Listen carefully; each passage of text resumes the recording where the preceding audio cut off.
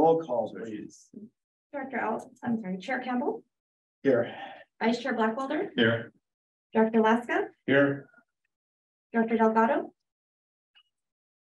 Director Tice. Here. Director Albert. Here. Director Shirley. Here. Director Askew. I'm here. Can you hear me now? Yes. Fabulous. Thank you. Here. We have a quorum. Thank you very much, Ida. So I would, you please join me in the Pledge of Allegiance. I pledge allegiance to the flag of the United States of America and to the republic for which it stands, one nation under God, indivisible, with liberty and justice for all.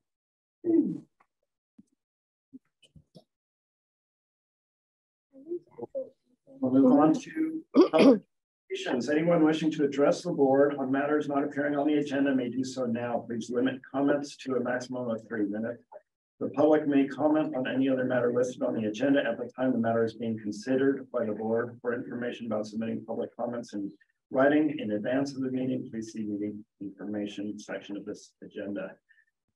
If there's anyone opening public communications, if there's anyone in here, please join, please approach the podium or raise your hand if you're online.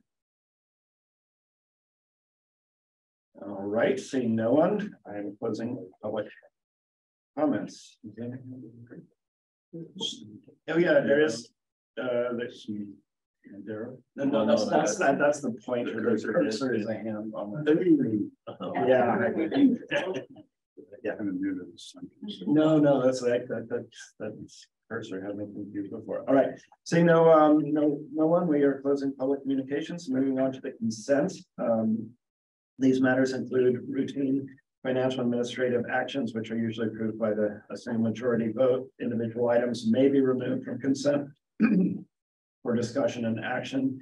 Number 1, approve resolution number 2022-22 regarding the Ralph and Brown Act, California Government Code 54950-54963, hereinafter the Brown Act, and Assembly Bill 361, making certain findings, re-ratifying the proclamation of a state of emergency by Governor Newsom on March 4th, 2020, and reauthorizing remote teleconference meetings of the district board and its standing committees, i.e. financial and personnel, for a period November 18th, 2022 through December 18th, 2022, pursuant to applicable Brown Act provisions. 2, approve minutes of October 21, 2022 regular board meeting. 3, approve report disbursements and board and employee reimbursements for October 2022. 4, receive October 5th, 2022 Finance Committee meetings. 5, receive October 5th, 2022 Personnel Committee meetings and minutes. 6, authorize the general manager to execute an agreement with Carriot Edible Food App to meet the SB 1383 requirement for member agencies in the amount of $65,000, subject to concurrence to form by district legal counsel. This amount is included in the approved SB 1383 shared cost MOU. 7, approve the 2022 market-based rate adjustments and pay schedules for the supervisor and site facilities maintenance supervisor classifications. I'm going to just make a quick comment. This number 1, item number 1 is kind of a moot point. I requested that it stay on here just in case we need to call another meeting. But my understanding is as of the January next year, these will no longer apply. That's right. So just for your information, is there anyone from the board who would like to pull any of the consent items? All right, seeing no one. Is there anyone from the public who would like to either pull any of the consent items or comment on the consent in general? Please raise your hand if you're on Zoom or approach the podium if you're person. I should have this on the screen. I don't have this. All right, and we are closing public comment on consent. All right, we have second. Thank you, Leo. Thank you, Jerry. We have a motion in a second. Roll call vote, please. Dr. Albert. Aye. Dr. Askew. Aye. Dr. Delgado, Dr. Laska, Yes. Dr. Peak, Aye. Dr. Shirley. Aye. Dr. Tice. Yes. Vice Chair Blackwelder, Yes. Chair Campbell. Yes. Motion passes. All right, thank you. And it passes, I guess unanimously. We totally missing. Bruce. Okay, thank you. And just to be clear, Dan Albert is not on the board anymore since he's no longer. Is that correct? No, he remains on the board until the member from Monterey until he's replaced. Oh, okay. You're appointed, he's appointed for a 4-year term or until replaced. Oh, They okay. doesn't just disappear. All right, great. Because that's why, thank goodness he's here. Yeah. Smart pleasure.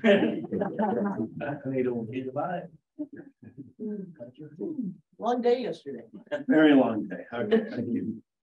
You'll have to maybe cover for me here, Jerry. Okay, thank you. I'm glad you're here, Dan. All right. Moving on to recognitions and presentations. Thank you, Chair. At this point, we'd like to recognize Marco Corona, our maintenance worker, for 20 years of service. And we have manager Randy Evanger here to do the presentation for Mr. Corona. Thank you. Good morning, everybody. I'm here today to recognize Marco Corona. He's another longtime employee with ReGen Monterey. Marco started with the district in 2002 as a laborer in the MRF. His work ethic and his ability to work as a team player was quickly recognized, where he was promoted to a laborer 2 within 3 months, and that's pretty good, Marco.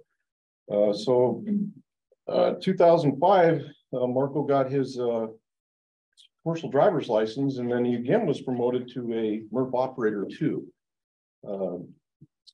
Of course, that's going to come after he was promoted from the laborer to MRF operator 1. But a lot of good work from Marco. Marco is really enjoyed out on the team on the landfill. He works with the site crew now. He's been out there for 3 years.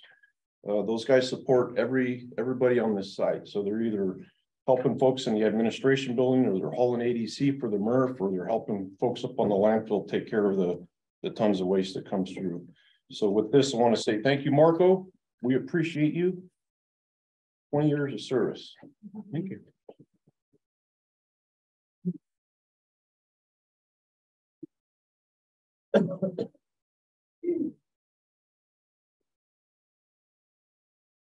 Thank you, everybody. Thank you.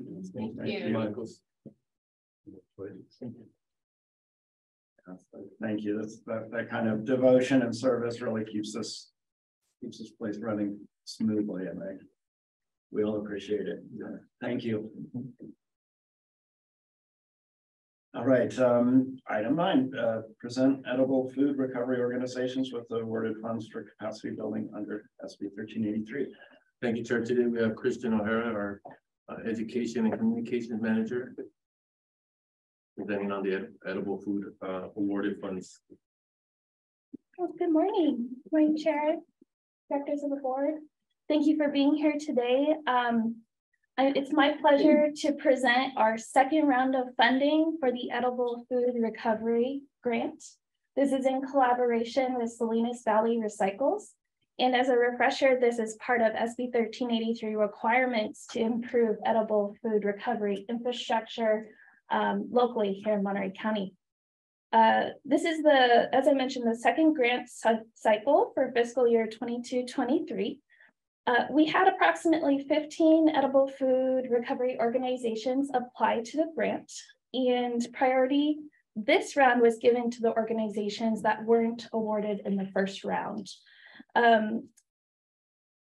We have a total of $100,000 available, and our grant awardees, they applied and as a total received about $76,000. So we're here today to hear from them if they're here virtually or in person.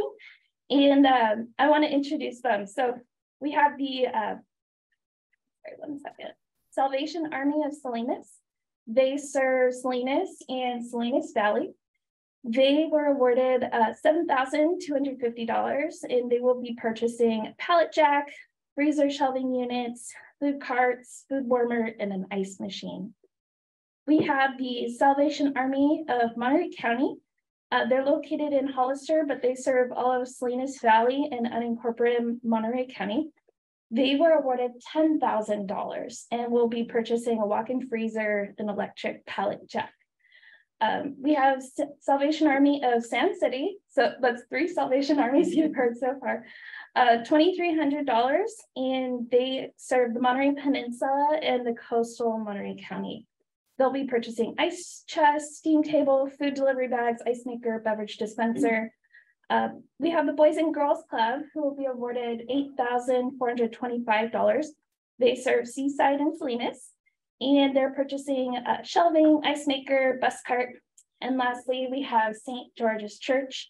They were awarded $10,000, and they serve Salinas, and they are purchasing a ReGen freezer and help with installation. So we're really pleased to continue this grant, and we consider it a great service to all of our member jurisdictions, not just here in the ReGen territory, but also Salinas Valley. So with that, I would like to open it up to anyone on Zoom first, and then we'll hear from anyone in person about this award. So anyone online would like to speak? Joan? I hope I'm doing this process right. First, I want to thank all of you for this generous gift that you've given to St. George's. St. George's has had a food pantry kind of tucked away back in a corner, and we've used everybody's donated refrigerators, donated little mini chests to keep all of the food fresh. We serve about 70 families, and today's one of our distribution days. We want to expand, so we're going to buy a 3-door refrigeration unit, a 2-door freezer unit, and this will help us obviously to bring in more food. The other plan that we have on the table is to move the food pantry to our Sunday school room, since we don't have really many Sunday school kids anymore. So that's going to give us twice the space. And then I'm going to resurrect a program called On Your Way Back that goes through North Salinas High School. They walk across the street to our church, and you never know if they're walking home, to a shelter, to grandma's house, whatever. So on our peak day, we had 155 kids come through to get snacks and food to take home. So I'm going to start a youth group food pantry distribution. So that's our goal. So thank you, thank you, thank you for this opportunity. It's a dream come true for me. Thank you, Joan. And a correction to the combined total is $20,000 to St. George's. Thank you. Anyone else on Zoom? Okay. Anyone in the audience? I'm with the Boys and Girls Club. Okay, sure. Come on up. Thank you so much. Sure. I'd like to present this check to you. I don't think you can cash this one, but it's for $16,850. Fantastic. Yeah, so thank you so much. Really Here such we a go. pleasure. Yeah. And I'll just say a couple of words and thank you all for being here. We really appreciate this generous donation. We serve close to 500 members, youth daily at the Boys and Girls Clubs and here in Seaside and in our Salinas location. We do have our nutrition department that we're always trying to improve and want to make sure that this is certainly going to help with not only with our storage, with being able to store food, and also with getting ice machines in our locations. And we just really couldn't be happier. Did certainly a really good use.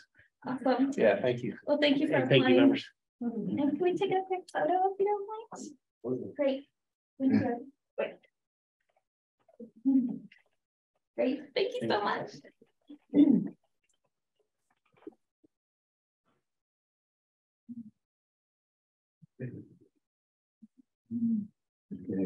All right. Right. Well, I'm John Bennett with the Salvation Army in Monterey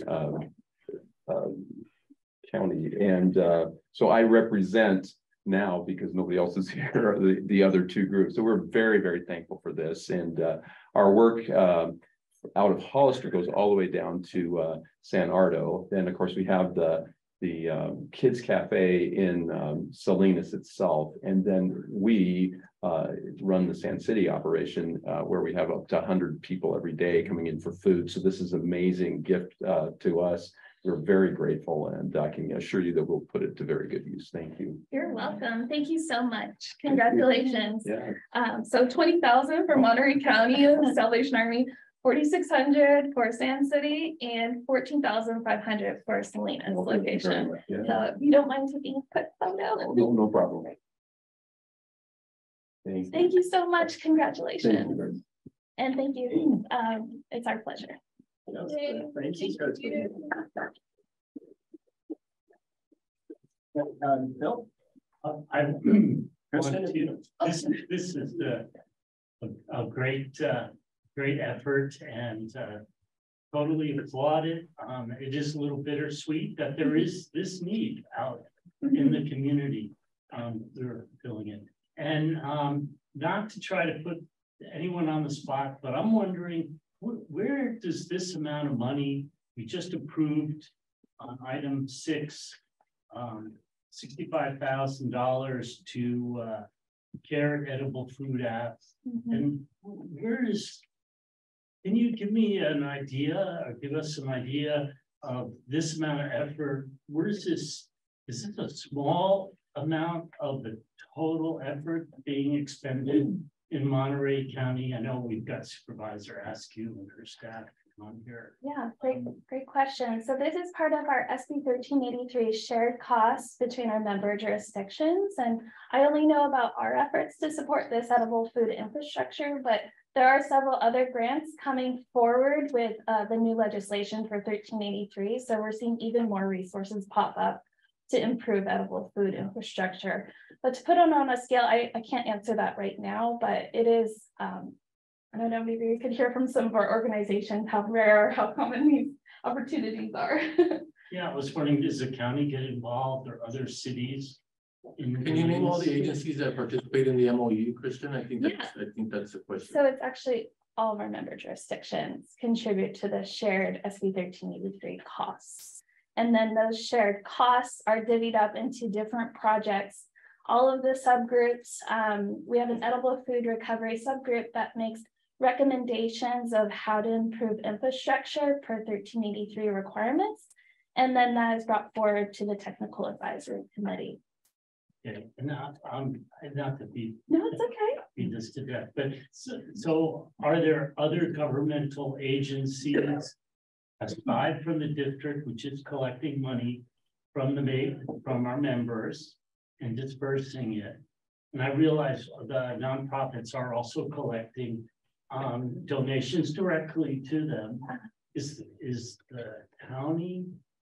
He's asking Salinas Valley Recycles. Yeah, so Salinas Valley Recycles is matching this amount, and they represent their member agencies as well. So all of the jurisdictions in Monterey County are participating. And it's through this program 1383. Yes. That the governments are helping distribute food that would otherwise go to waste. Correct. So this report here today is to share what each of your cities are contributing towards. Thank you. So well done. Any other questions? Yes, Wendy.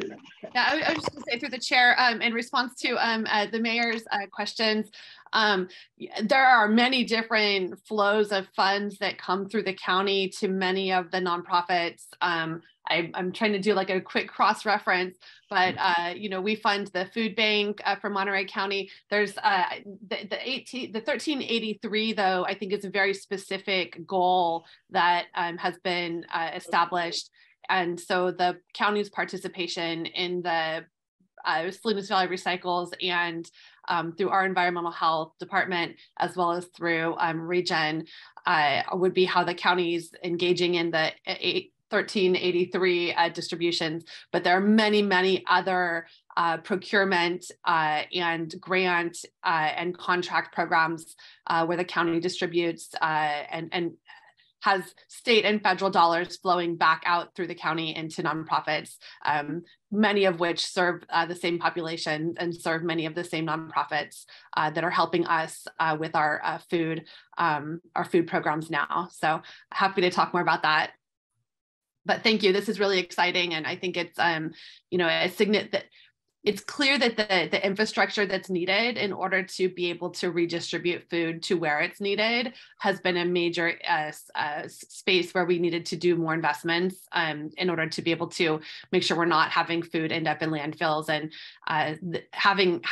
having these dollars focus on that specifically as an outcome, I think is going to hopefully be really impactful both for our landfill as well as for the people who I think really are struggling with hunger in our community. Thank Oh, yeah. Just to add a couple of comments. So specifically for the mayor's comments around the 2 agenda items on today's board meeting, the one in consent for Carrot was funded through a grant. And so those are state funds assisting in funding that program. And then for this item was, as Christian indicated, these are member agency contributions that are being distributed to service providers that were recognized this morning. The nexus for the district in this topic is SB 1383. That's the state regulation that is intended to divert organic materials away from disposal and into recycling facilities, or as part of that SB 1383 has a goal of 20% of food recovery, upstream of the disposal stream system. And these are the service providers that help accomplish capturing food that can be recovered and served. And that's the nexus for the district. Any food that's kept out of the disposal stream is food that's never going to come to this facility, and that helps to accomplish the goals of SB 1383. Great. Good information, good questions, and great work. Thank you very much. All right, so we're moving on to discussion and action items. 10, we're going to receive the fiscal audit for the 2021-22. Thank you, Chair. We do have Eddie Bailey here, or Mr. Garth presenting on our audit findings. Good morning, everybody. I just wanted to introduce Nathan Edelman, the partner from Bailey, who was the engagement partner on this year's audit. And Nathan is online, and he's going to give a little short talk about this year's audit report. Yeah. Questions. Thanks, Nathan. Yeah. Okay. Well, good morning, everybody. Thank you very much. Again, my name is Nathan Edelman with Bailey, and I am the independent external auditor. And is it okay if I kind of put my presentation up on the screen? Is that okay? That would be great. Oh, okay, cool. Share. I think I got that. This is the same presentation and I also did meet with the audit committee, I think it was a few weeks ago, and go over the same thing. I'll try and give you a little more of an executive summary of just the scope and the results of the audit, and then I'm happy to answer any questions after that. So with that, let's just first define the scope of the audit. As auditors, we go in, and there is a purpose, and really it is to audit the financial statements, which means, I guess I don't have it on the screen here, but really what that means is, do the financial statements of the district, do those comply with, are they prepared in accordance with GAAP, which is the accounting principles that are applicable for governmental entities? Are those financial statements complete and accurate information for decision makers?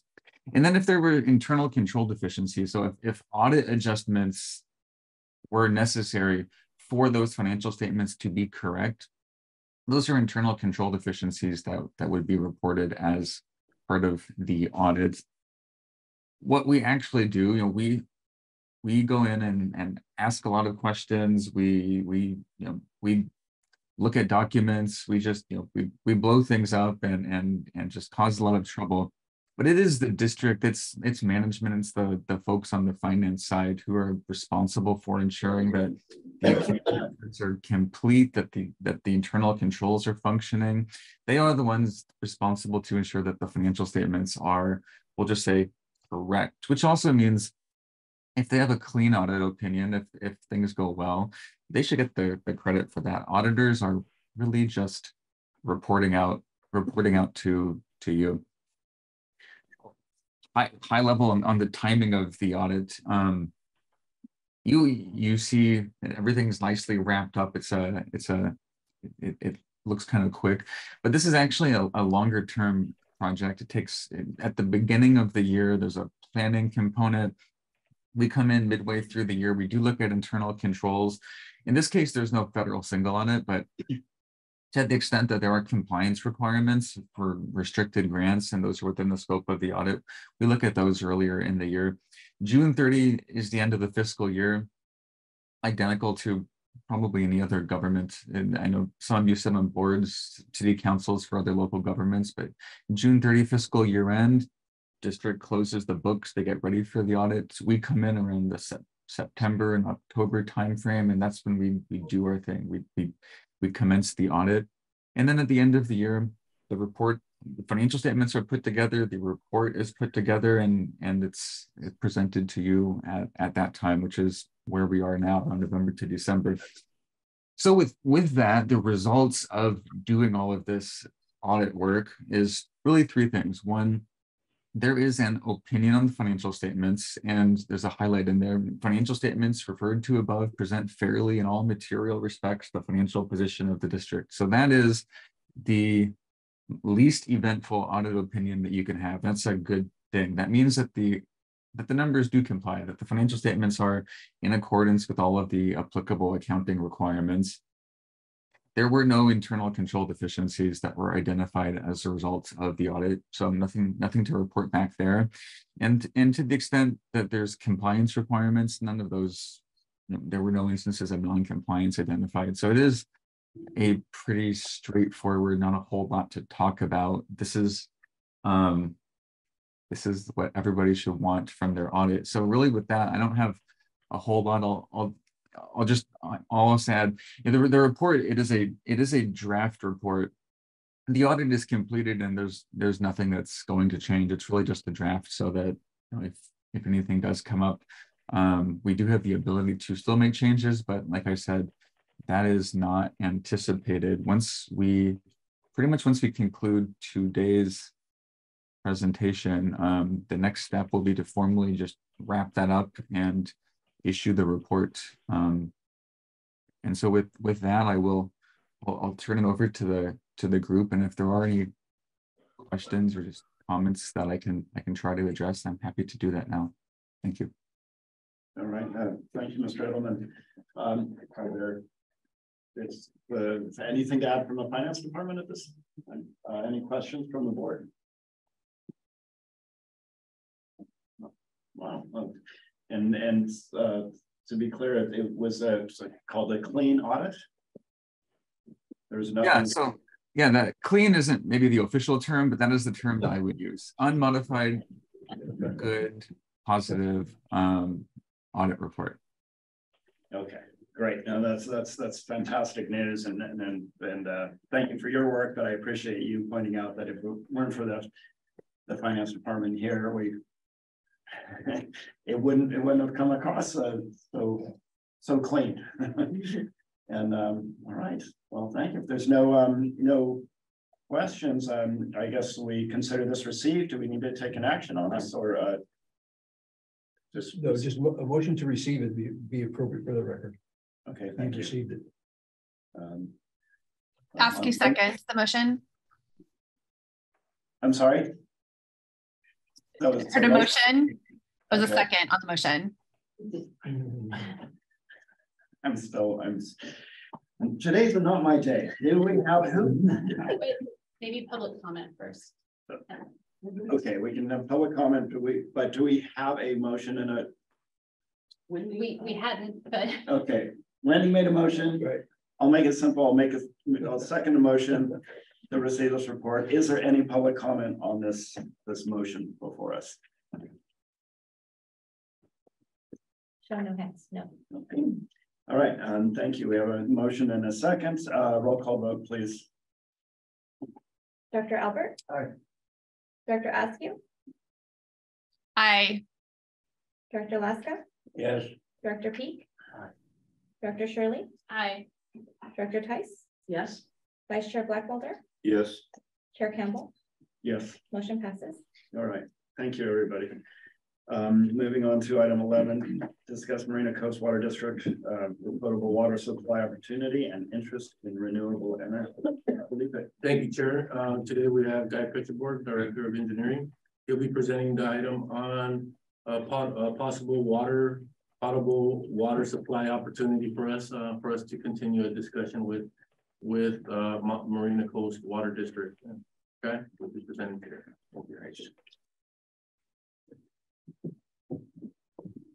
Good morning, Director Chair and Board of Directors. My pleasure to present this topic today. It is a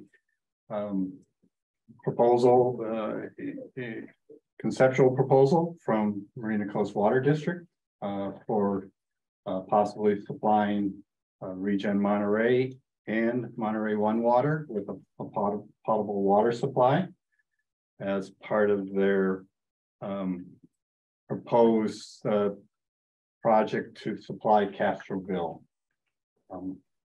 Community Services District and the Castroville community with a water supply in the future. They also, the Marina Coast Water District also expressed interest in renewable energy associated with ReGen Monterey's operations. So this topic is for board discussion.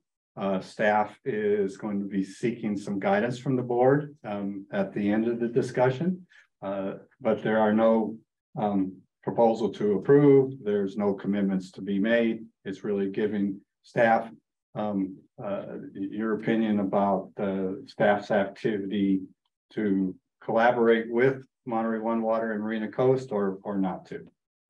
The presentation will begin with a summary of the site's water supply.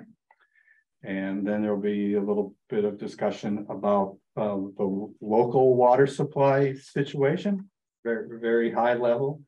Nothing like was experienced yesterday at the Coastal Commission meeting.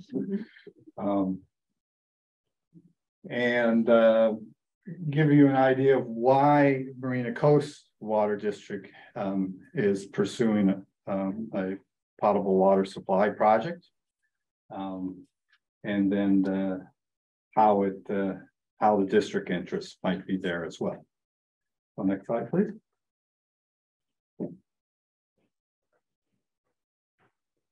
The on-site water supply situation is that the district has two medium depth water wells, one that's used for a fire water supply to maintain two 90,000 gallon water tanks for fire protection. And the other water well is for domestic water supply. That is used for cleaning measures at this time. It's not a potable water supply because it would need treatment. And so the use of that water is restricted to hand washing, dishwashing, and cleaning purposes. It does serve the district and the district's lease truck yard. If that same water could be utilized as a potable water supply for the district offices and buildings, but it would require a treatment system. And coincidentally, yesterday, the district received a letter from the permitting entity, which is the Monterey County Health Department, with a compliance order to address the high nitrates in that water. So the district staff has long recognized that this was a potential availability to receive this kind of letter, as the water quality has been monitored over that past history. So we will be engaging with Monterey County to discuss what options the district may have other than treatment. Treatment systems are quite costly and do require a certified operator. And so the district staff would like to investigate options to that. My understanding is that the board and staff have had this topic for a decade and a half or so about whether or not to have a water service provided to the district as opposed to continuing using the well water system. So that past discussion has identified Cal-Am and their desal plant as being the possible water supplier in the future. And more recently, Marina Coast Water District has expressed their interest in providing Castroville with a supply. And if M1W and ReGen are interested, we could also be part of that supply. Next slide, please.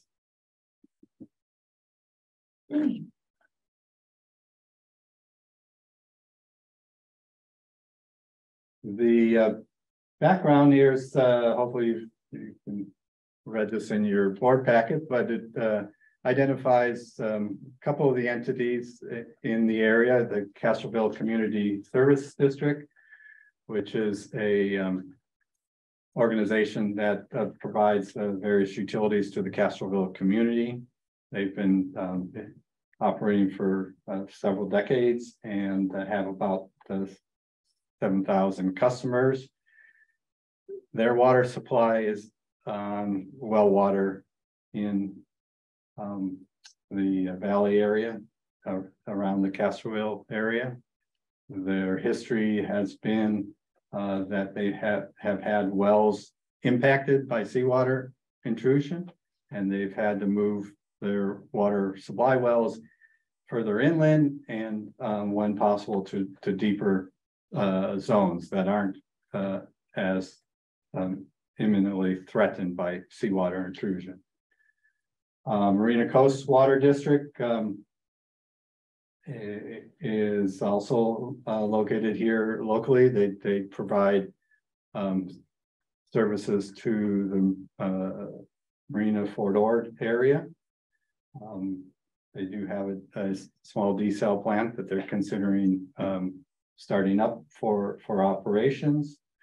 They also have an allotment of water from Pure Water Monterey project, and it's in that allotment of water that they would be supplying Castroville Community Service District with potable water as part of their proposed project.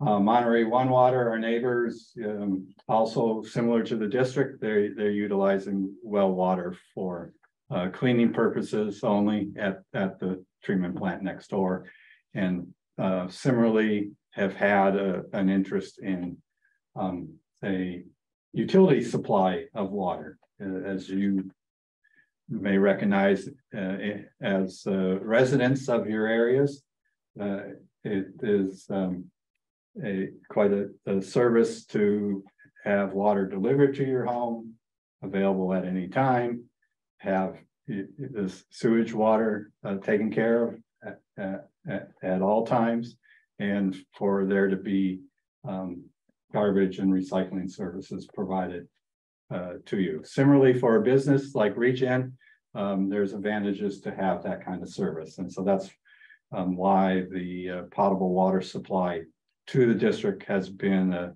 a topic for a decade and a half. So it's something in the future, we either have to treat the water that we have on site or gain access from a third party. Next slide, please.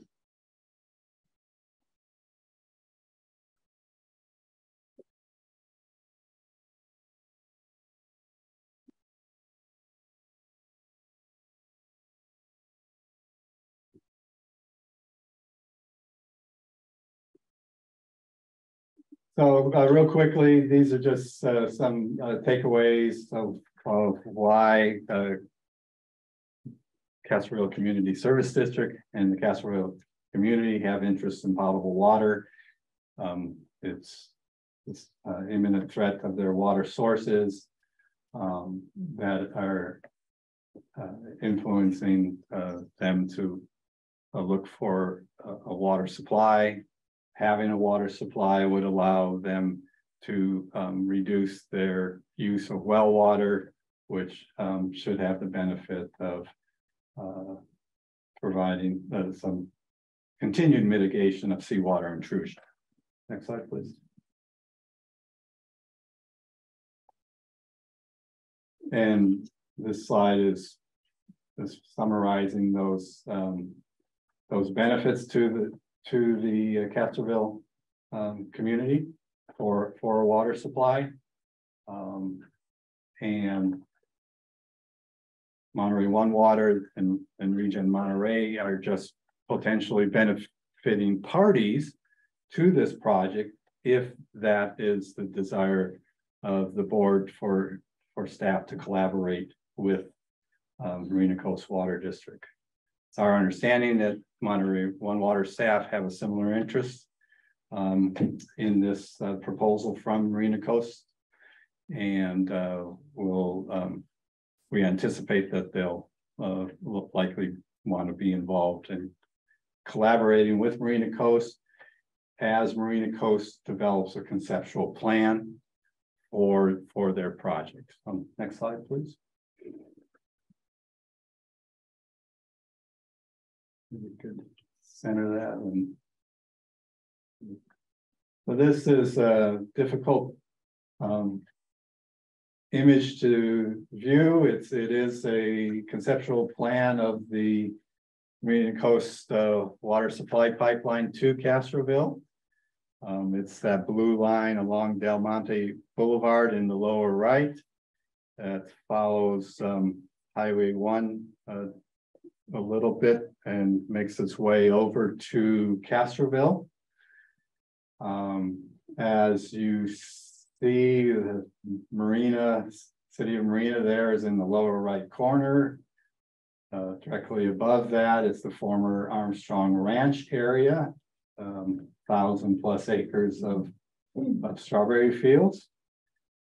And the Monterey One Water ReGen Monterey facilities above the Armstrong Ranch area. And additionally, to the south of Monterey One Water property and ReGen Monterey property is Marina Coast Water District property, which is an area where they have interest in possibly having renewable energy needs. And so that's the second piece, in addition to the potable water supply. And so that's the general concept. Marina Coast is looking to pursue a 10% level conceptual design, then provide us with additional information at that time. And then we can inform the board of progress. Most likely they'll take it to a second step of 30% design level, at which point they'll have a more detailed schedule of their project, more greater definition of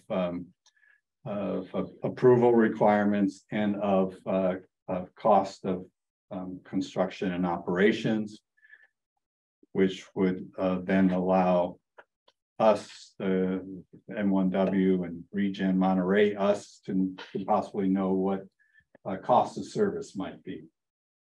So that's down the road. But we won't know that unless we collaborate with the Monterey Marina Coast, and that's really the ask here. Next slide, please. Again, in summary, Marina Coast Water District offering the potential to Monterey One Water and ReGen Monterey to participate and have potential interest in the water supply. And separately, Marina Coast has expressed some interest in renewable energy for plans of their property to the south of the district. And so staff's request for the board is, would you like us to participate, with Marina Coast and likely M1W on those two items in the near future? And we would, if given that approval, I would expect the general manager would pen a letter of interest and a request for collaboration and shared master planning among the three entities. So I'll be glad to answer any of your questions. Wendy. Thank you. So just there wasn't the only attachment was the slides. There wasn't a narrative write-up as well. I just want to make sure I'm not missing any information. That's correct. There was not a narrative. It's okay. It's really just. That's good. Just wanted to make sure I had all the details in front of me. And so the question that I have, so it seems like the assumption that we're making is that participating in the Marina Coast Water District, Castroville pipeline would be a cheaper option than coming up with our own treatment facility or a treatment strategy for the water supply that we currently have access to. Is that the assumption that we're operating on here? Yes. Okay. And that a pipeline from the main Del Monte Boulevard pipe up our road up to serve ReGen and Monterey One Water would be potentially a shared cost? Yes, that's spur of a pipeline from the main pipeline to Castroville is potentially an M1W and ReGen Monterey cost. That is one of the elements that would be elaborated on at the 30% design level. The interest in Marina Coast is to get a project that's mostly grant funded. If that was not the case, then Monterey One Water and ReGen Monterey would potentially be looking at being responsible for the cost of the spur pipeline that would come to the two facilities. The alignment will be determined at a later date. So. Sure, right. And at that point, we would then be able to have information, even just conceptual information about the cost of water treatment systems for our current water supply versus the cost of a pipeline spur for the Marina Coast Water Project, right? So at that point, we would be making that, we'd have more information to make a decision. Exactly. That's what the purpose of the collaboration would be, is to develop sufficient information for a more detailed presentation, should there be an element to approve, Sure. Okay. And then the other question was, the title of this talks also about renewable energy. However, I think it's slide 8 that we're looking at, where the request is to give direction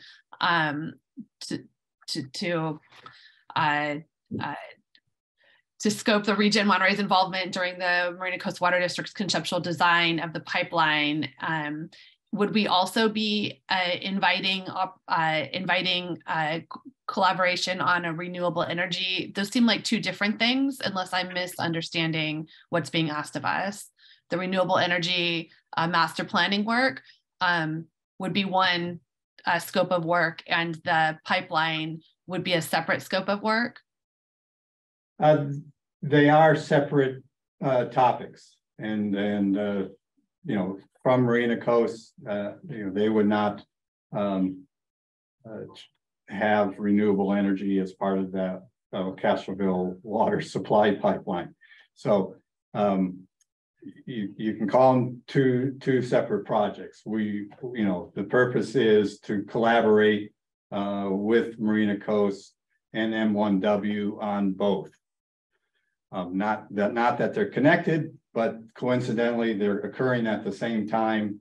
We would utilize our activities and collaboration to cover both areas. Okay, I just want to make sure that I'm really clear when we're giving board direction, what it is that I'm giving board direction for. So I, of course, would support, you know, I look forward to the rest of the conversation, but I think that it makes sense for us to be continuing to work in partnership with our neighbors, both Marina Coast Water District, Castroville, Monterey One Water. It seems like it makes sense to get some additional information about the cost of the pipeline so that we can make some comparative decisions about cost of treatment, which would be an alternative option. And then separately from the water discussion, absolutely, I think that as we engage in conversations about microgrids and renewable energy on the ReGen property and campus, that we would include our neighbors, including Marina Coast Water District, if they're interested in those conversations. But I do think it would be helpful to be really clear about which conversation we're having when we're having it. So maybe we make two separate actions today, one for the water conversation and one for the engaging in renewable energy conversations as well. Thank you. Yeah, just a clarification, the district's current well that we do not use for potable purposes is the one that you were talking about that has the high shown at elevated nitrate level. Yes, both wells do. They're in the same water zone. But since they're not being used for potable purposes, we don't have to mitigate that, do we? Heretofore, we have not had to mitigate, but based on yesterday's compliance order from Monterey County Health Department, there may need to be mitigation of that. That's a to be determined. So we'll have to inform the board how this process goes on the compliance order that was received yesterday. Mitigation may be nothing but a sign by the faucet that says "do not drink." That's what's been utilized so far because that is consistent with the regulatory guidance. How much longer that's allowed is to be determined, and we'll have to inform the board of what our findings are. The second question I had was the 10-30% design, conceptual design that they want to go through is for the water pipeline only, correct? That is correct. And who is paying for that? That is Marina Coast Water District only. There's no obligation or part. Thank you.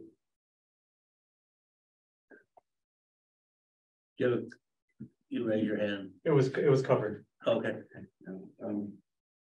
My question is, I'm sorry, that's fine. My question is, if Marina Coast does something on the south property, and we've helped provide renewable energy, that's great. I think I'd be for looking into that. Wouldn't then the pipeline and their desire for perhaps an easement coming up and down the road change completely? Like right now, we're talking about perhaps a lateral line coming up to this area, but if they want to do some sort of facility there, it seems like they'd want a much, more of a trunk line or something going back and forth. And so the nature of the pipe, to me, it seems could change completely. In that topic that you're raising, certainly that would be a potential scenario. We at ReGen have not been informed of what Marina Coast Water District's plans are for that southern property. So it's premature for us to make any speak to that development in any way. It does have a water conservation overlay on the deed of record. And so it does have to be utilized for water related purposes. We would obviously report back to the board once we were informed of what the proposal is for developing that property. And certainly if that development had a need of its own water supply, then that would definitely significantly change the circumstance of M1W and ReGen receiving the same water supply, because we would have a much diminished percentage of financial responsibility in that scenario. Okay. I have one more clarification. Guy, this harkens back to my time doing this stuff. That piece of property on the other side of Monterey Water 1, that's 20, I forget how many acres it is. Initially, it was Marina Coast agreed to it. They had a firm option to purchase that property for $25,000 an acre back in the day. I don't know whether or not they've actually purchased it. Do they own it now? My understanding is, in our checkout records, is that Marina Coast Water District is the property owner. And it's just over 200 acres of property. Bill, I'm just an observation or general question. I'm surprised that Monterey 1 water needs water. Like, don't they have water? Anyhow, I'll take that up with Pacific Grove's representative on the Monterey 1 water board, or maybe Paul. I agree completely with Director Askew that I believe the discussions, any further discussions about renewable energy and water should be separate. We should think about them as completely separate projects. And just to extend on Director Alaska's comments, I think while this is going on, this conceptual design Marina Coast Water District, that we need an internal review as to the current and projected future needs for potable and non-potable water, so that when assuming this, we agree, you go forward with discussions with the Marina Coast Water District, that when they come back with a proposal, then our district is fully prepared to see, to compare against what the alternative is. And what I'm hearing today, or assuming, is that the only alternative is our current well water. Is that right? We don't have since Monterey 1 water needs water, then I guess they're not going to supply, but you did mention Cal-Am. So it would be good when we go through this that we're ready with the other options. Yeah, that's good, Chair. Yes, I just want to add, I think you hit the nail right on the head with the example of what are our options. This would be one of them, and we want to continue to entertain this option, as well as any other option that may become available to ReGen Monterey as we continue to move forward with the discussions. We'd like to couple in what are our other options at this point. We've seen a 13-hour meeting at the Coastal Commission approving the desal opportunity to move forward. We had discussion about it, as well as just really understanding what are other options. This is one of them, so we want to entertain it if it comes at a low cost or it's grant funded throughout the process. But we want to continue to have our eyes open on all the options that are available to us that represent the best value for our constituents and the member agencies as well. Exactly, and the purpose of the ask to collaborate is to develop that information so that a complete report can be provided to the board about what its options are. And so we're talking about a Marina Coast Water District supply option on this agenda, but it's to develop that piece so we can compare it to the, the district water treatment alternative. And we bring all that together at the same time, should, at the time it's necessary. And it's, it's probably a year to 14 months away. It takes a while to develop that, reliable, accurate projections of what the future options are. And that's all the ask is. Okay, and that makes sense, both. Yeah, all the options, that's what I'm hearing from you. That makes sense. I have a lot of questions on the details come to mind right now that are appropriate until we do it. I agree. I'm looking at I want to be sure that we use the non-potable water for whatever we can use it. I mean, if we do replumb or something and still flush our toilets with the non-potable water, like instead of paying for potable water, I think we really need to look at evaluate the whole system as we go. I just add, philosophically, I would be opposed to getting into a water project, a joint water project with Marina Coast Water District. We're just a customer, and that makes sense for us to, pay for a pipeline with Monterey One Water, but we're not. And then I'm not hearing any interest on the board or what from staff about joining with the project. We're just a customer. Exactly. And then alternatively, we're considering supplying power. Yeah, different project. Yes. Okay. Just to answer the question about why Monterey One Water can't receive water, there's no current regulatory pathway for Monterey One Water to utilize the drinking water from the pure water facility directly. It's the only regulatory pathway for that water is through a subsurface aquifer injection process. Yes. And until that changes, they don't have any more water than we do. Even though they'll still offer you a glass of water.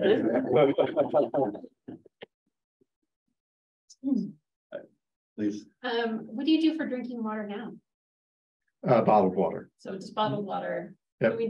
So yeah, so what's the cost? I mean, it'd be good, obviously, when we do the analysis to understand that. So, and just resource wise. Yeah. Right. We're going to bring all that together at one time. But this is one of the elements of the possible presentation. And did the county health letter give you any idea of the timeline for when they're gonna kind of tell you the next step? Or it does. There are some regulatory deadlines that we have to meet, just filing paperwork, but really we need to come up with a plan and present it to them. We have about, I think, 1 to 2 year timeline to remedy the issue. So we'll maintain our permit. Okay, so we'll have information from Marina Coast's design when we interact with the county. Right. As Guy mentioned, they're in early phases, so they're developing that timeline. So 2 trains are going to run parallel. Got it. Okay. Great. I guess before we give direction, I'll see if there's any public input on these topics. Did you see anyone online who wishes to speak on this? I show no hands. All right, thank you very much. Seeing no one in the chambers here, we'll close public comment on these topics and give direction to the staff on this. I guess we'll take it as 2 separate motions on the direction. Ideally, one on investigating the pipeline, and the second on working with considering providing power. Need a motion? Can I just clarification? Yes. The second action on the power one is, are they is Green Coast actively looking into some sort of a preliminary plan on that item only, aside from the other? I know they have a plan on the water pipe, but the other one, is that just an idea floating out there, but has no really meat to it just at this point? It doesn't have the details to it at this point. You know, it is a property that they had purchased and had rights to for some time with a development plan. It's my understanding that they are revisiting their development plan and going to revise their development plan, and that's to be determined. So that's not before us today. No, what's before you today is staff's to give staff feedback on discussing the potential for renewable energy should the Marina Coast have interest associated with their planning process. So it's all futuristic. There's no commitments being made. It's just discussing what the opportunities might be, what the possibilities might be. It does align well with our joint agency feasibility study that's just starting now, to potentially have details of a future facility that's right in the neighborhood. So there's really no action needed. All you wanted to do was hear our discussion, and you can take that back now with staff. So there's really no need for a motion. Exactly. Or action. Yeah. It wasn't intended for action. It was just to provide feedback and guidance to staff in general fashion. What staff would expect to occur, we would officially notice Marina Coast Water District, in a letter of interest, and in this case, two separate letters of interest. One for their potential water pipeline, and then another to acknowledge their interest in possibly having renewable energy from the region. Well, I certainly heard no concern and no objections, so I guess I can consider that a consensus and direction then. Okay. Thank you. All right, thank you for the presentation, Guy.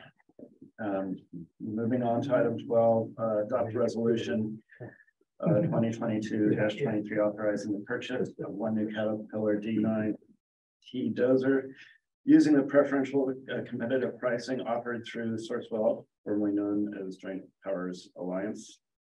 And 2, accept the proposal attached by Quinn Company of Salinas, California, dated July 15, 2022, to provide a Caterpillar D9T dozer for the total price of $2,085,117.04, including sales tax. Freight prices is protected through July 2023. I imagine freights might have been on that. All right. Thank you, Chair. We had an opportunity to move up in the opportunity to receive our D9 scheduled dozer for the 22-23 fiscal year. We have Jay Ramos, Director of Operations, presenting on the item. Good morning, Chairman Campbell and directors.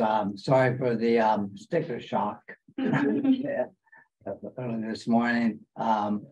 LF16, which is a 2005 D9 dozer. It has a Tier 2 engine that's compliant through 20 of 26. It is utilized out there whenever we have a big job, moving a lot of solid waste, dirt, ADC, building our roads. This is our go-to piece of equipment. As Caterpillar, this is also scheduled to be replaced next year, part of our 5-year capital plan. Currently, Caterpillar is forecasting out 12 to 15 month delivery dates. So if we would order next year, we wouldn't see that piece of equipment till the end of 2024. And so this is a 17-year-old piece of equipment. In order to get it there, it would require some major component replacements. So right now we're estimating about $800,000 to get us to the end of 2024. Recently, Caterpillar had an order cancel with a May 2023 delivery date. They have offered us that build slot. So our ask is to utilize capital from this year and the funds that we have scheduled for next year to place the order and take delivery of this piece of equipment in May of next year. Any questions?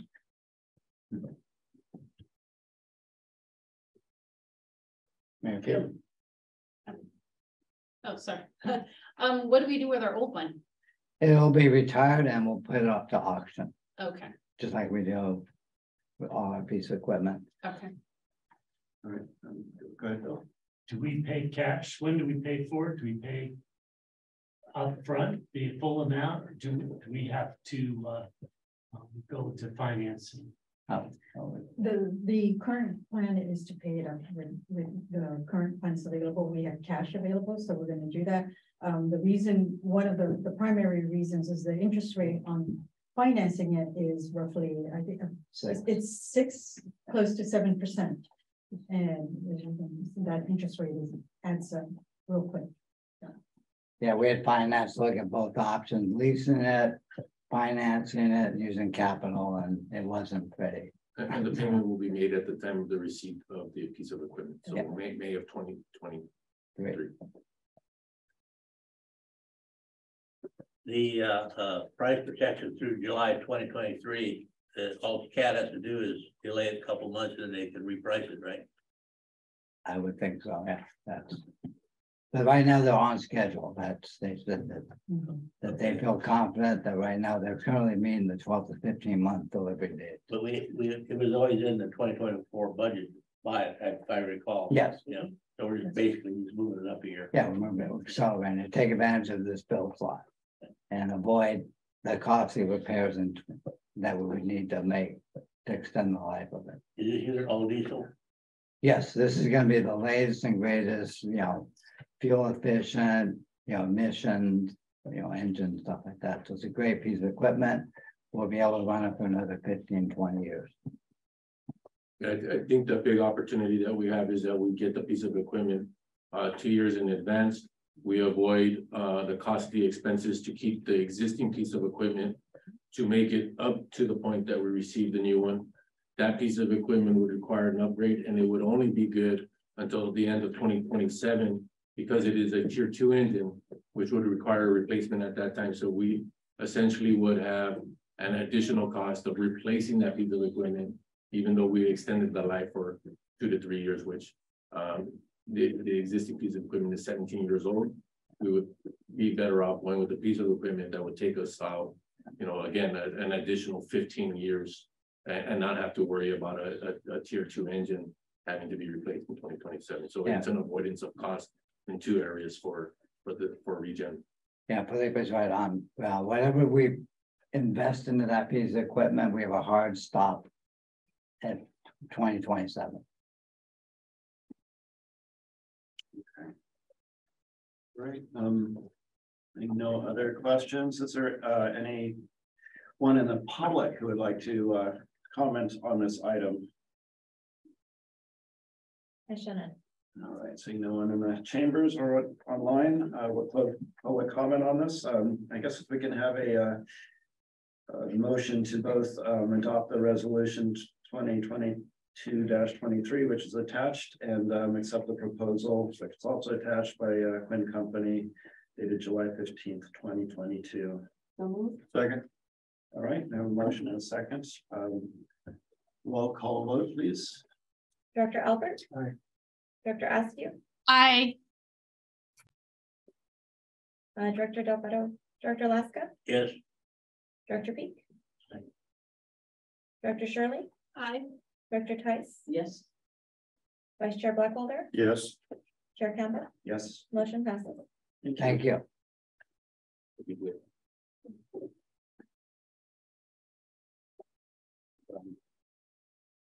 And then for the record, that I'm sorry, I should be keeping that since you're partially on line. That's for the record, that's how many yeses? Eight yeses and one absent. All right, moving on to item 13, approve amended resolution 2000-02, establishing rules and regulations for the administration of employee or employee relations between the district and its employee organizations. Thank you, Chair. This has been a long existing item that we've been working on. Helen and Berta primarily focus on a resolution, and this is the amended language, and we have Helen, our Finance and Administration Director, presenting on the item. Good morning, Chair, Directors.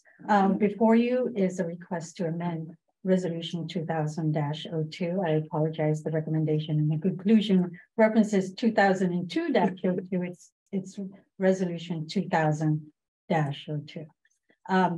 This resolution is the resolution establishing the rules and regulations for the administration of the employer-employee relations between the district and its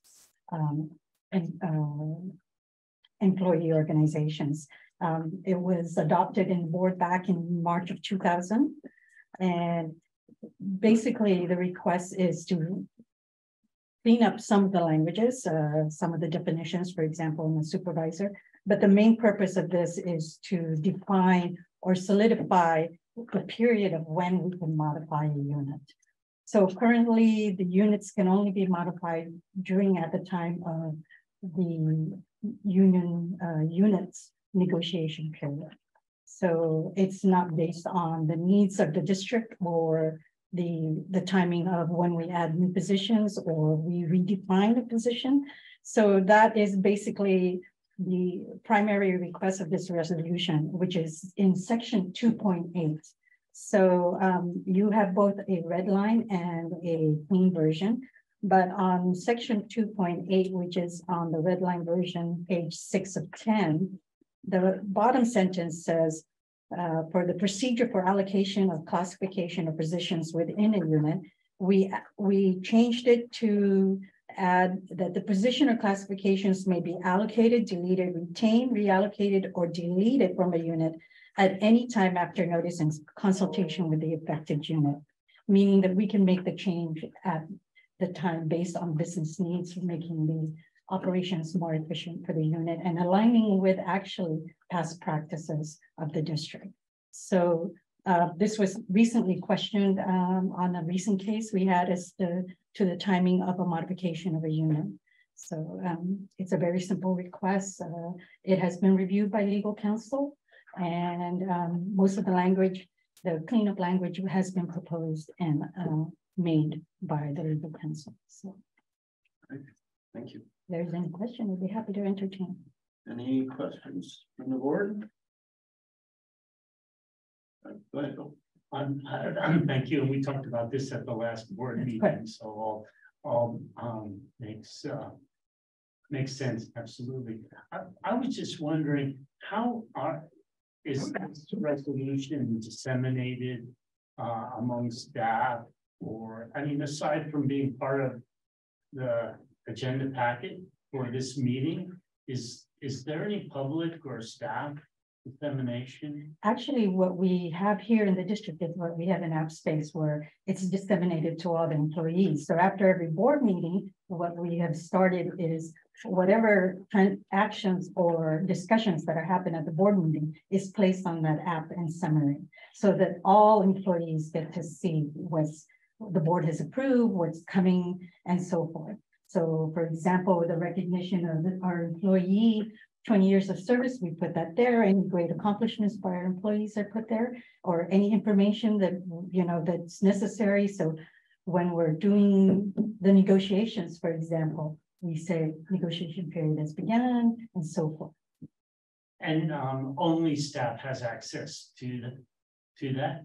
The app space, yes. But it is also, maybe Zoe, you can, how do we notify the public? This is really just between the district and the employee organization. So this says how we go about modifying a unit and how we go about have consultations or negotiating with a unit. So, yeah. Thank you. Yes.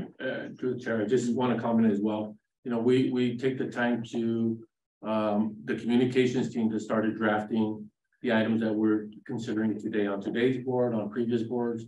We're posting up to ASPACE, and then I also make a visit to the start of all the meetings throughout a period of time, so that we can recapture those highlights that impact them and their positions, trying to coordinate where we're going as an organization and how they contribute, and how those decisions that this board is making contribute back to their positions and why they're so important. So it's fairly new. I think we've been doing it the last 3 meetings, but we've been trying to create that transparency and that level of acknowledgement from the frontline employees to really understand why we make the difficult decisions at this board and how we want to carry them forward as the public service to the community, and how those intertwine together. And we're really starting to see a large engagement from the employees requesting that it's starting to make sense for them on why we do the things we do here at ReGen Monterey. So we appreciate your comments.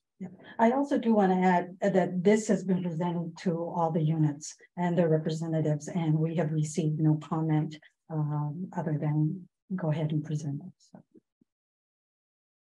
All right, it's a great question, and I appreciate that all that outreach and communication. That's really really good.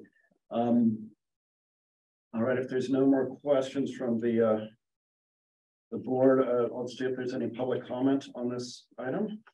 I show none at this time. Okay, no one online, no one in the chamber, so I'll close public comment on this. And there's I just have a comment. Yes.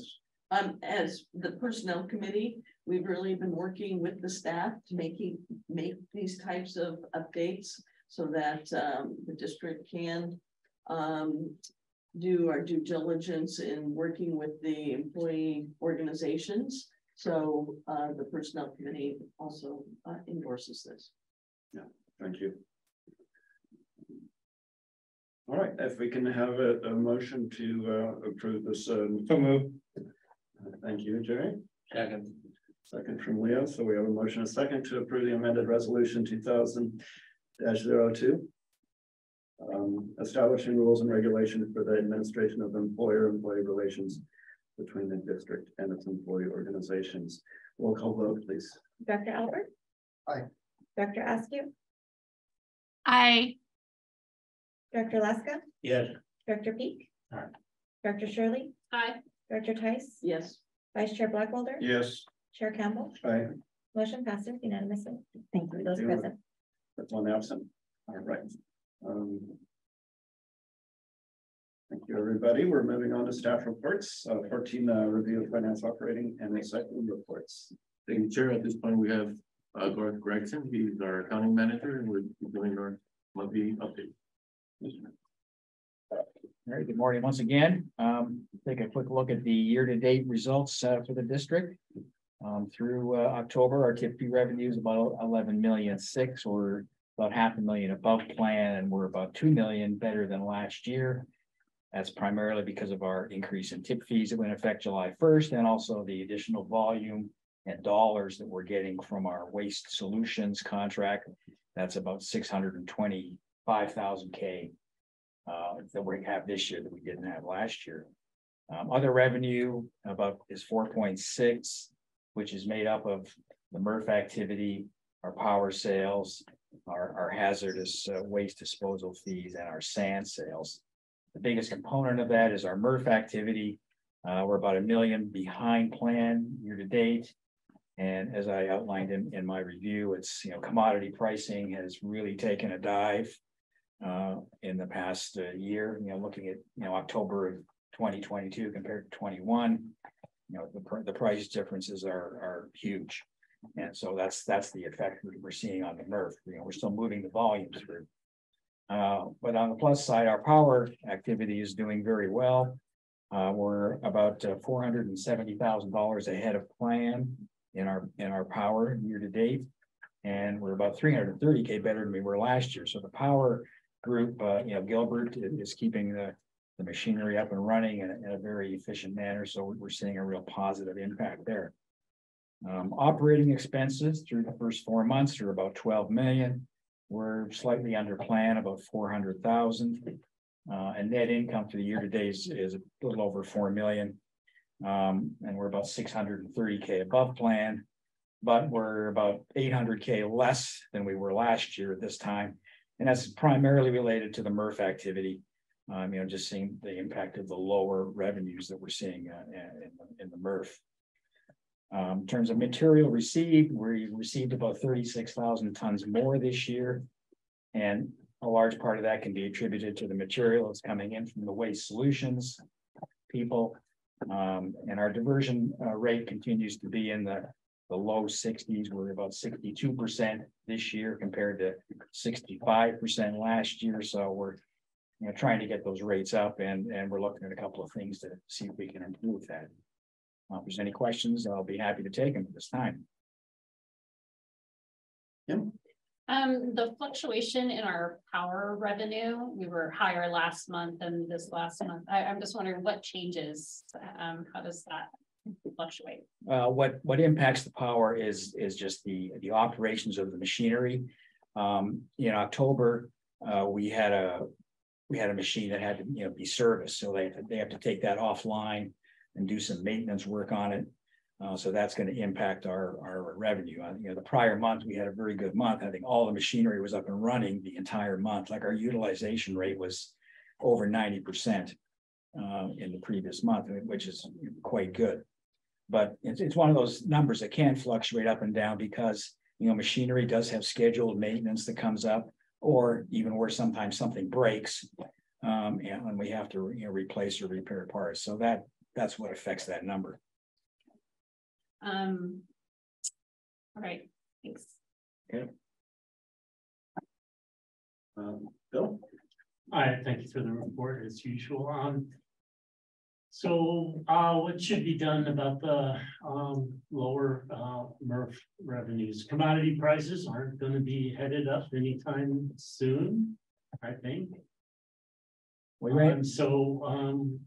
should we do? We had a similar situation about 4 or 5 years ago when commodity prices were way down. And it's basically a situation we just have to kind of like ride it out. There's not really anything we can do about it. It's just watch and see what happens. So, but I'm sorry, this is a question, not total ignorance. Charge more for single stream recycling? Well, that I don't think that's really part of the equation. The processing fee for the single stream recycling, first of all, isn't going to make up for the difference in the revenue we're getting from the MRF product sales, because those differences are quite large. And plus, too, we want to keep the MRF processing fees, the single stream processing fees at a reasonable level, which we have been doing. So that hasn't even really been a consideration. It's just the way the commodity prices fluctuate up and down. We just, as I say, have to ride it out. And we had a very similar situation back in early 2018. The prices they were in fact somewhat similar to what they are today. And that turned around. So we'll just watch and see what happens. Did you have some? Yes, I do. I'll comment a little bit on your question there, Pete. One of the things that we'll continue to do is analyze the material that's coming in, the viability of it. One of the concerns that I have as well is that we already have the best quality of material coming out from the MRF. So, we initially looked a little bit at robotics at the beginning of the year to see if we could enhance anything in the MRF. And we did not feel comfortable coming with the request of over $2 million on robotics equipment to be added to the MRF at this time. Mainly because the quality of the material that we're getting, we're already receiving the highest value for it. Although the market may be low, we'll just have, like Gar said, we'll continue to monitor. We did add a piece of AI, artificial intelligence, to look at the outbound stream material to see if we're losing any commodity there as well. And it helps us make corrections and tweaks to the system that could enhance, again, the more commodity at the end of the sale. And we will do an evaluation when we start looking at the year-over-year financials around the MRF sales and the MRF quality. If they can't sustain themselves, we'll have to make initial pull-outs. At some point, we've seen in the past, and Jay could speak a little bit, is do we stop commodity product from coming in? And how long do we hold that resistance line for doing something like that? Because what we end up doing is breaking our educational values that we put out to the community around what they can and cannot put into the stream. So we have to be very conscientious around the knee-jerk reaction we want to have to say, hey, we can't get rid of this item. Let's not accept it no more, because we have to look at the trend of the value for a duration of time. So like Garth is mentioning, you'll see a trend where it hits bottom, and how long will that bottom last and duration be will be an evaluation from the finance team and the operations team to come together to say, are we really, do we want to continue this and not get no value on the back end? So we're creating a product and have zero value. We would have to take an initial look at that, and what do we want to do different? We would have to cover our costs. So once we start being below of covering our costs, I think that's when we have the discussion around increasing what we're doing there on behalf of the member agencies to pull in. So there is an evaluation, and I don't think that it'll happen from 1 month to another. But I think as we look at year-over-year totals, and are we able to cover the expense of running that operation under the values that we're selling? You know, if the answer is no, we have to come back to this board and really look at a guidance of what do we want to do to mitigate the cost of running the operation at the MRF. So there's a lot behind it, and we'll be looking at it. Sure. Yeah. But the other factor here is state regulations and our diversion. So we have to keep doing what we're doing because we need to divert. 70% is the goal. That's, yeah. Right. So that's another component. It's not just about the financial, it's also about the state regulations. Yeah, as long as we keep receiving single stream material and putting it through the MRF, yeah, then we're gonna have, you know, the product coming out. So yeah. Dave, did you have something? Yeah, as Felipe mentioned, you know, we do produce a quality product, so it is marketable. So we are positive in our in some of our material. This is a commodity, just like stock. It goes up, it goes down. You know, if you look at the trends, you know, sometimes it's historical. We could come back every month at a rate adjustment. You know, so we can buy, sell. So you look at, as long as we can market it, and you're right, we have to have a diversion.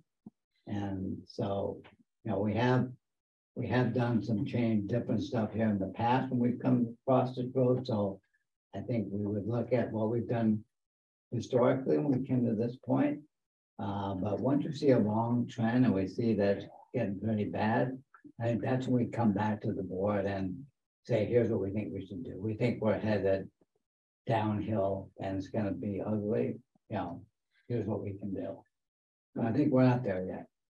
And at times, I think there's been like no market, say for, I can't remember what there was, a paper or something. Mixed like that. paper. Yeah. And we had to, and we basically were stockpiling bales until we found. And so, unfortunately, I guess that's one thing that can happen is we end up stockpiling it, but I don't think that's an ideal. Well, even when the market's really bad, you know, we paid people to take our stuff. They'll take it.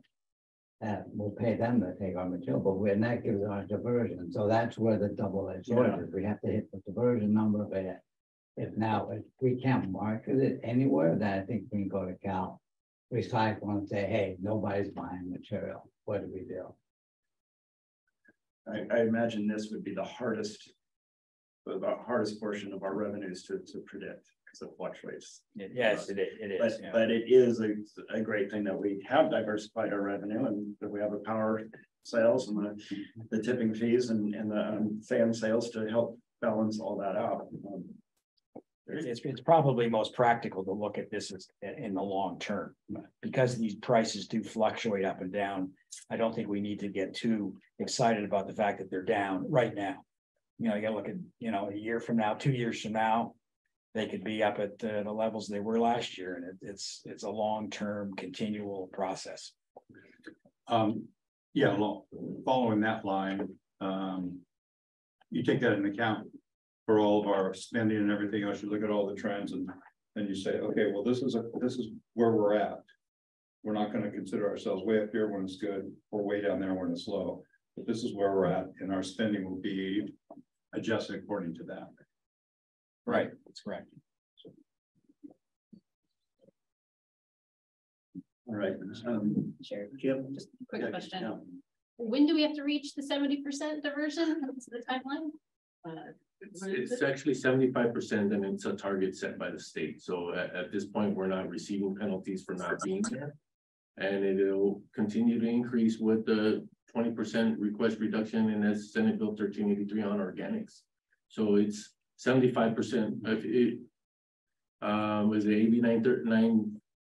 The 943 started in 2015, and it started with the goal of 50%.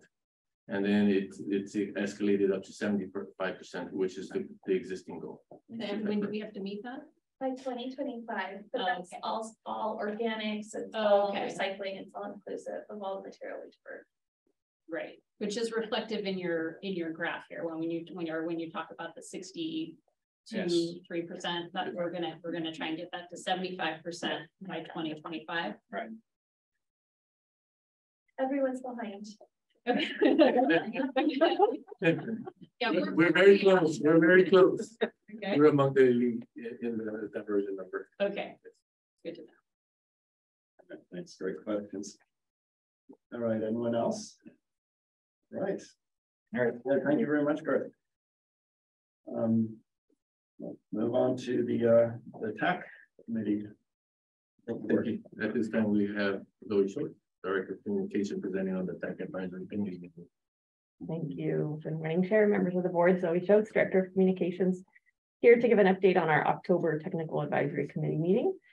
Some items that we discussed were very minor legal updates to the shared costs, the SB 1383 shared costs MOU, that is the pooling of all of the funds from the member jurisdictions to ReGen Monterey for 1383 compliance. The city of Monterey just noted that there was language that was missing, however intended, in the creation of the MOU that says that each revision to the MOU supersedes the last. Each MOU supersedes the last adoption. So we added that with the city of Monterey and their MOU when you passed that last month, and we're looking forward to bringing that to all the councils next time it comes before, but we decided to delay that until it's necessary next year. Item number 2, I mentioned this last meeting, we reached out to Assemblymember Rivas in coordination with Salinas Valley Recycles as it relates to some clarification to a law that amends a portion of SB 1383, which was AB 1985, and it has to do with procurement of organic materials. We were really pleased that Rivas's office submitted a letter of clarification or request to CalRecycle for clarification and language that basically states that the jurisdictions are not required to procure material in organic material in 2022. It was just omitted from the law, and so that was a clarification provided to CalRecycle. We have not heard yet from CalRecycle specifically if they've adopted that clarification.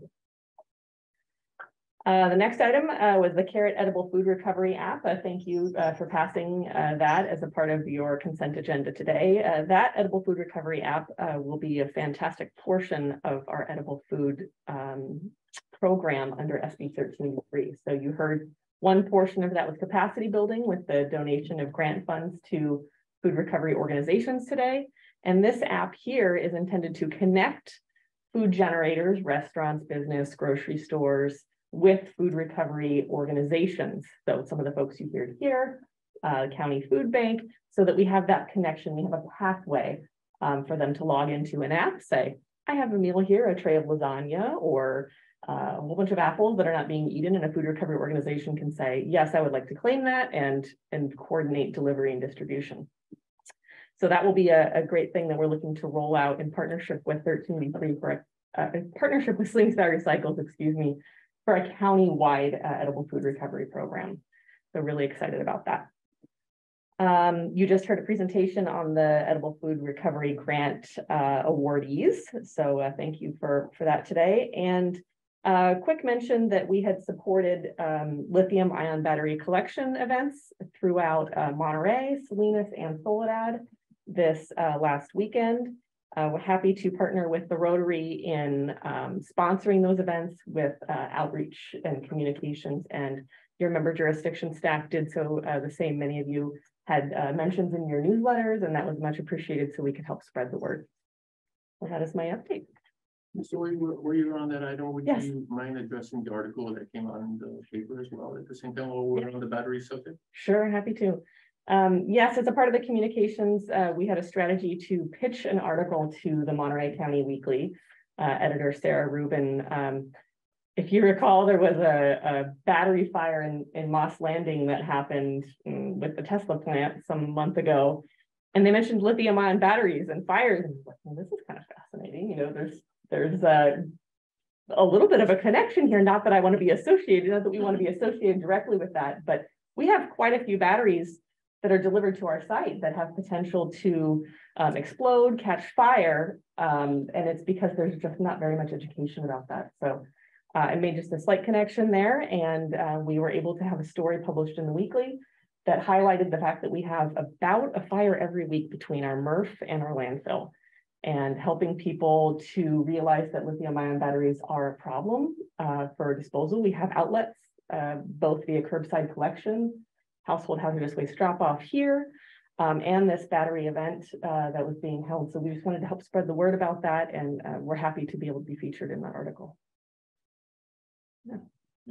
And thank you for that explanation. And yeah, I'd like to see ReGen in local newspapers, but not like that.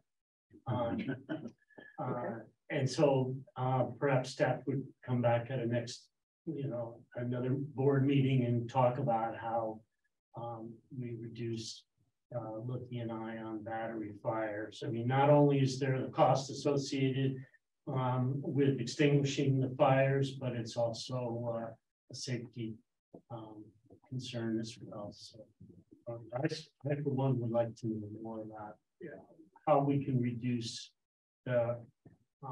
these occurrences. Yeah, that article though was pretty informative. I mean, it listed, as we know here, that all the places that lithium ion batteries can be, such as electric toothbrushes and things like that, and really try to make people aware of maybe inadvertently they're throwing those away and causing these fires. So I viewed that article more as a positive educational type of article, as something that we are forced to deal with because of the consumer products that are out there.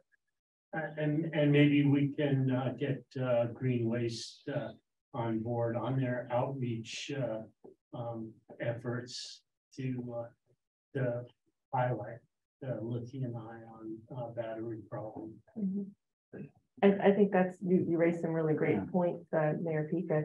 We have, unfortunately, we are the recipient of many materials that are really beyond our control within the absence of education. So education is one tool, and one thing that I've heard at industry conferences is that this particular item, when you have sensationalism around what's really happening, I mean, these are real fires. They cause serious damage in the tens of millions of dollars potentially, and can injure our workforce and kill people. So this is a serious issue for us, and we are a reflection of all of the items that are disposed of properly or improperly, that are generated by producers and consumed by users. So while it may seem like a poor reflection on us, it's a global us, I guess, in Monterey County is my point. And education is the way really to get at, in addition with legislation, is the way to get at some of these issues and try to help reduce those incidents on our site. I spoke with one reporter who was very excited about putting the words hot load in the beginning of it. He was very excited about that, yes. Yes, and thank you for your time speaking with Mr. Schmaltz. Jay, did you have something else? Yeah, we, Zoe mentioned, we have fires at the landfill, at the recycle center. We also get them delivered to us. The photo that's in the article was a waste management load that was smoking out on the highway, and the fire department diverted them here. So we're very fortunate that we have a team that knows how to respond to these, act very quickly to avoid catastrophe. So we have a great team, we have a plan, and so we put it to work weekly. Thank you. Kim? Yeah, I just want to say, I'm sure that got people's attention, and that's exactly what we need to do. So, and it had a happy ending, and that, everything was successful. And I feel like anytime people are going to read that as opposed to getting a postcard in the mail, and then they're just going to, but so I appreciated the story. I'm really happy you highlighted that, because that's something I don't know a lot about either. And so I think it's important that people understand that we have that and that we handle it well, and that they can be a partner in trying to reduce those for us. So thank you. I see Mike has his hand up there. Yeah, I just like to address the comment from Mayor Peak. The three haulers, Waste Management, Green Waste, and Monterey Disposal, they all participate in this technical advisory committee. And there's a process in place where all the public education is coordinated among all three. Some are sent out under Green Waste head, but some are sent out under the districts, but it's all coordinated together. And I think Zoe works with the key personnel at all the groups, and each jurisdiction reviews it before it goes out. And so I just wanted to let everybody know there is that coordination with the hauler right now. Thank you. Thank you. Yeah, Mike, a good point. And to your point, Mayor Peak, we did make sure that there was a lithium-ion battery information placed in one of the Green Waste newsletters this year. And I believe they sent out a postcard earlier this year to all of their generators and residents about lithium-ion fires. So we're doing our best with all the channels possible to try to increase the word on this item, because it is relatively unknown, and yet we all carry them around in our pockets and our cell phones and our laptops every single day. I think it's an education about what it is, first of all, and then how to properly recycle it. Yeah, the latest one about 1383 was great. So that coordination is obvious. So I want to thank you for that. Thank you. It's very informative. I got it. And I was like, yes.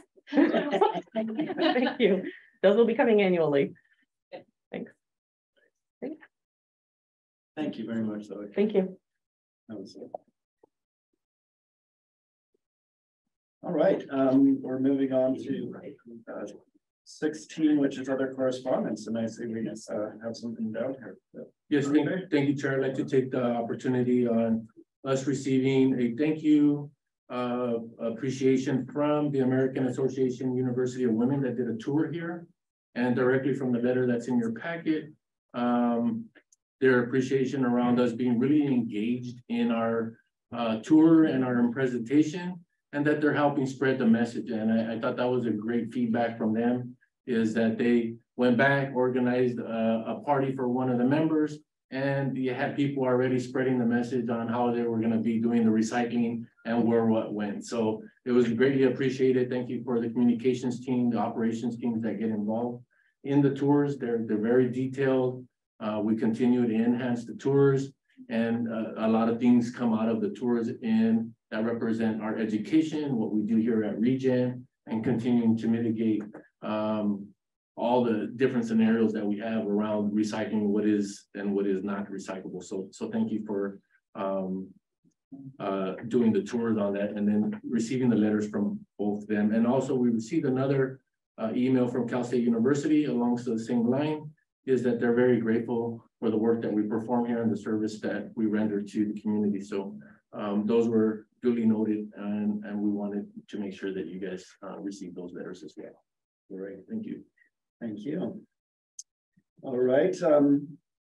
Moving on to election of officers for calendar year 2023.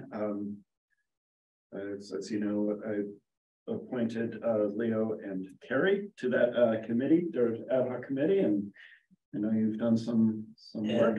Carrie is going to make the report. Thank you, Leo. It was kind of challenging this year because the reason our ask wasn't in the packet is because we were looking at the election results. So we had to kind of wait for election results to come in.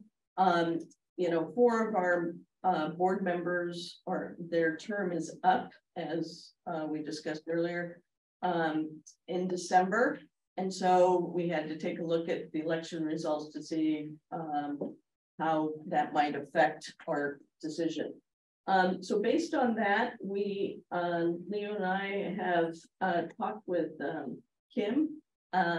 We would like her to be the vice chair next year. And then we talked to Jason to extend his tenure for 1 more year. So that's our recommendations at this time. Thank you. Thank you for that. Thank you for the work on that. Just to be clear, I'm going to bring this up again. Dan, is your term up? Yes. It's absolutely up this year. Okay. So just the members that our term expires on the board is myself, Bruce, Bill, and Dan. Okay. Correct, Diana? Am I up on that? Yeah. All right. That's why you guys are all sitting together. All right. Thank you for honoring me with extending that suggesting I extend 1 more year, even after my performance of the day.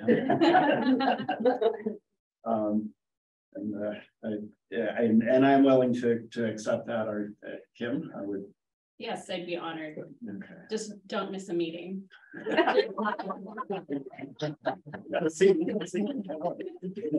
had a good impromptu practice. Before you do your acceptance speech. Well, they need at this point, the committee's recommendation, it comes to you in the form of, it would be appropriate for someone to recommend that as a motion and then vote on it. Yeah. I'd like to make that motion through the chair if now is the right time. And I'd also like to just thank you, Chair Campbell, for running these meetings, for keeping us on track. This past year, it's been great working with you. And I know the online and the hybrid meetings are not always the easiest, but it's I really appreciate your leadership on that and so many other issues that are important. And Director Shirley, I love working with you as well, and would love to see you in that role. So it'd be my honor to make the motion today. Thank you, Andy. I'll second that. And I do want to thank Jerry for helping and Jason out and supporting him during this time. Thank you. Yes. Thank you, too. So we have a motion and a second for the election of officers for next year. The roll call vote, please. Director Albert? Aye. Director Askew? Aye. Director Laska?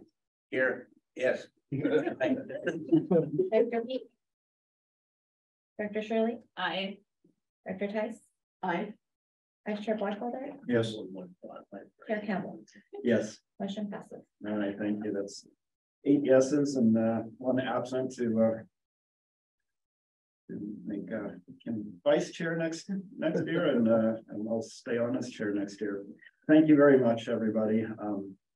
Can I just say 1 word? I just want to thank Carrie and Dan for your work. Carrie, it was a pleasure to work with you on the rebranding committee, and yeah, I've appreciated your institutional knowledge and feedback. And Dan, you've been a pleasure to work with too on the finance committee. I've really enjoyed working with you. So.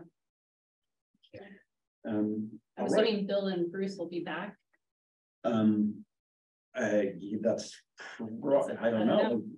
Why don't we just switch it up a little bit and go to board communication, since you started that off, and then we'll come back to you if that's all right. Sure. Well, yeah, and of course, me too. I'm absolutely, it's been a pleasure working with Carrie, especially the longest. I mean, it just, and your term as chair was great. You ran the board really well, and in the personnel committee meetings, and I am truly going to miss you on this board, and it's been great getting to know you through this board. Well, that's the fun part. Yeah, that's don't keep in touch, whatever, please. And Dan, it's been a too short. I would love it if you get reappointed somehow. I know. I was kind of looking forward to your leadership on this board, especially. So we'll miss you for sure. You've added a lot with your historic knowledge, and Bill, I hope you do. You're kind of in charge, and I think you're enjoying yourself here on this, and hopefully we'll see you next year, huh? I know you're no commitments yet, but well, yeah, so I can appoint myself, obviously, but council would have to do that, so we'll see in a few weeks. Okay, well, great. Anyone else for communications? I'll just say something. It's been a pleasure serving on this board. It's such a unique organization. I love the science behind it. I love the innovation. I love the nice thing about the board, you get to meet people from other jurisdictions, which is fun to get to know them. So you don't just stay in your little hole in that city. And getting to know the staff, I have to say, we see it every meeting that people come that have been here for years. They love working here. And the mission that they do is really, that's what's exciting about this organization, and how we're the leaders at what we do because of our uniqueness. It's not just a landfill, it's an energy, it's reuse, it's gas. It just goes on. So it does take you a little while to kind of get your feet on the ground when you first start this board, because there's so much to it. So I will miss coming. I'll miss dealing with the staff. And but at some point, you have to kind of say, it's time to move on, I guess. So I appreciate everything that the staff and the board does. And it's going to be a little hard to pull away, but I'm sure I'll be listening in. So thank you. Thank you, Carrie. All right. Moving on to General Manager Communications. Okay, I have quite a few today, so we'll start off with, I was requested from Tim Flanagan, who sits on the board that represents Seniors for Legal Services. They're having a give and get out event Tuesday, November 29th from 8 a.m. to 9 a.m. at the Monterey Marriott Farrat Room. And the check-in will start at 8:30. That is item number one that I have. I want a reminder for all the board members and anybody from the frontline workforce to RSVP for the holiday dinner, December 3rd at 5:30 p.m. Again, that's at Crazy Horse Country Club Golf Course. I want to thank the audit team. Thank you to the accounting team, Helen, Garth, Giselle, Erica, Elaine, and Rosemary. They found a way to pass the audit in flying colors and still get all their other normal work done at the same time. So we appreciate their efforts as well. This is a reminder that the December meetings and board meetings will be canceled. Next meeting date will be January 7th for the Personnel and Finance Committee. We also have an update from the communications team. The public education and outreach team has been collaborating with Waste Management and the City of Monterey to conduct school site visits at Pacific Grove Unified School District, Monterey Peninsula Unified School District, Carmel Unified School District, and all the schools in the initial stages of SB 1383. I want to thank Odalise Barajas for working with the schools and collaborating a lot of good work at the principal level of learning how to recycle and be educated around the recycling programs that we have implemented. And so we're approaching a lot of the youth and the people in school to make that happen. So I really appreciate the efforts around the communication and really trying to restart up the tours that we had schools coming here to visit the district with COVID-19 over the last several years, and then still having COVID as a risk and the flu as a risk. You know, we're pushing to get that restarted again, and we'll take it with precaution. Thank you again, Elise. And from the safety committee, I wanted to make sure that we give an update on how safety performance was for this calendar year. We had a Safe and Sound Week in August, and there was considerable increase in self-awareness and reporting amongst the frontline workforce. And that's greatly appreciated in the sense that we can take swift action to be proactive around the concerns or potential incidents or injuries that could have occurred that were avoided, and then we can imply some additional rules or items to be cautious about. With that said, we're trending on an optimistic note that we will be at the same place we were and beating the threshold over a 5-year average. You know, last year was a great year. We had 0 incidents that required time off. So that is a tough one to accomplish. We're very close, but when we look at the 5-year average, the course of the district has been one that's safe, compliant, and sending home our people intact and healthy so they can tend to their families at the same time. So lastly, we have the alchemy system in the safety that this board approved, a system that does awareness around safety culture. We're able to create our own safety courses, and we look forward to the continued success around our safety program and keeping our people healthy and safety around our here. This year we had a health fair, we did vitals, we doing checks on our employees, and we're a constant reminder to them that their health is important for them to work here at ReGen, and it's important for us to see them in good health and good faith moving forward. So thank you to the safety team, the safety committee, and everybody that participates in the safety culture that we have.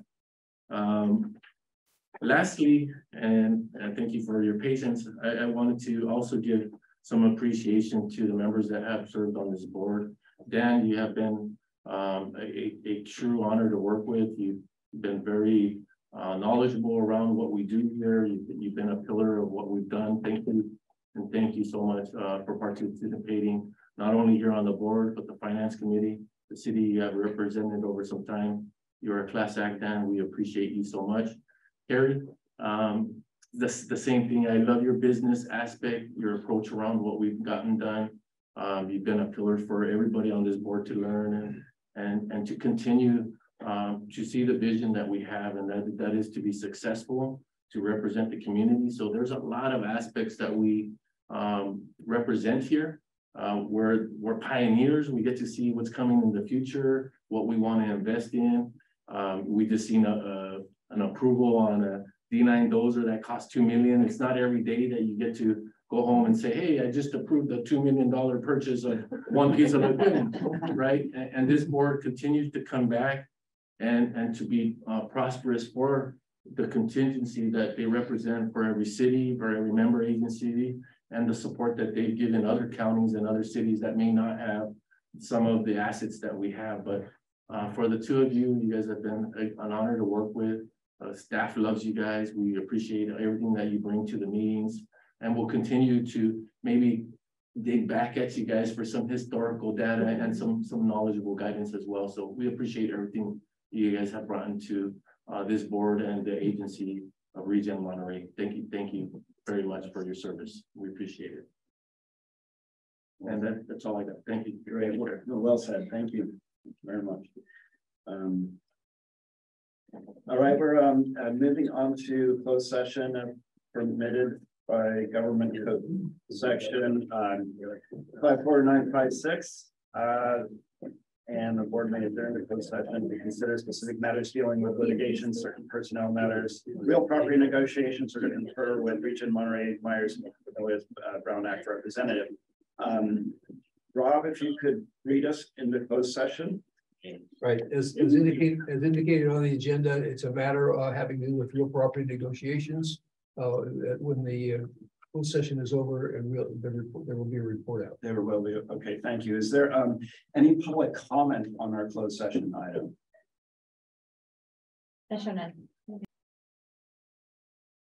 The board came back into open session at 11:45 after taking up the agenda item of the real property negotiations.